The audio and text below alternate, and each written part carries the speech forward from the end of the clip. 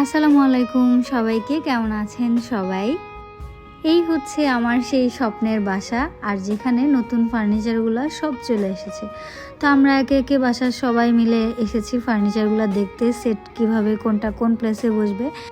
So এভাবে করে আমরা একটা রুমের ডেকোরেশন সেট করেছিলাম। এখনও টুকটাকি অনেক কাজ বাকি, আমি একটু একটু করে আপনাদের সাথে শেয়ার করব বলেই আসলে ভিডিওগুলো নিয়েছি। পর্দার ডিজাইনটা সেট করেছি আমরা রুমের ফার্নিচারের সাথে মিলিয়ে। আর এখন হচ্ছে ওয়াল ডেকোরেশনের জিনিসগুলো বসছে, আর এখানে আপনাদের ভাইয়া দেখিয়ে দিচ্ছে কোনটা কোন প্লেসে বসবে। এই যে বাবাকে দেখতে পাচ্ছেন, বাবা আজোয়া প্রীতি রয়েছে ড্রয়িং রুমে, আর এটা হচ্ছে আজোয়ার বেডরুম। তো আজোয়ার বেডরুমের এই খাটের ডিজাইনটাও আপনাদের ভাইয়ার করা ছিল। আমি সব ফাইনাল লুক আপনাদের সাথে শেয়ার করব। এখন হচ্ছে জাস্ট বাসায় ফার্নিচারগুলো ঢুকছে কিংবা হচ্ছে কিভাবে কি সেট আপ করছি সেটা হচ্ছে শেয়ার করছি। আর এখানে হচ্ছে টিভি ক্যাবিনেটের জন্য হচ্ছে রেডি করা হচ্ছে। টিভিটা ড্রয়িং রুমের এই প্লেসটাতেই বসবে। সেগুলো সব আমাদের অফিসের লোক দিয়ে ডিজাইন করে আপনাদের ভাইয়া করিয়ে নিচ্ছে, আর সব ডিজাইনগুলো ওই দিয়েছে। পানির ফিল্টারটা রান্নাঘরে দিয়েছি, আর এটা হচ্ছে বারান্দায়। সো বারান্দার ডেকোরেশন চলছে। বারান্দার সিলিংয়ের ডিজাইনটাও খুব সুন্দর হয়েছে, সেটাও শেয়ার করব। আর এগুলো হচ্ছে ড্রয়িং রুমের সিলিংয়ের জিনিসপত্র, এগুলো হচ্ছে লাইট।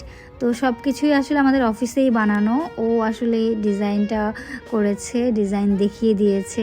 একটা নতুন বাসায় অনেক রকমের কাজ থাকে, ঘর ধোয়া মোছা, ঝাড়ু দেওয়া, পরিষ্কার করা, অনেক কিছু। সো আমার সাথে আমার হেল্পিং হ্যান্ডও ছিল।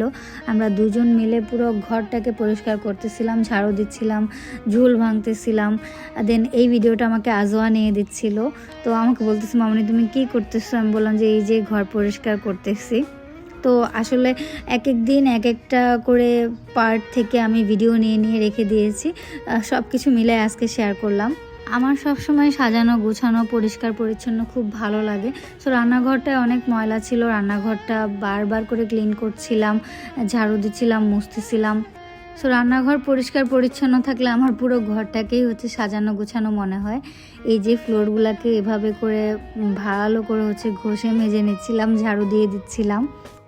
ইনশাল্লাহ ফাইনাল লুকটা আপনাদের সাথে খুব শীঘ্রই শেয়ার করব। আপনাদের যদি আমার ব্লগগুলো ভালো লাগে আপনারা কিন্তু কমেন্টস করে জানাবেন। একটা নতুন বাসায় শুধু কি ফার্নিচার হলে চলে? অনেক কিছুই তো লাগে, কাচের জিনিসপত্র লাগে, শোপিস লাগে।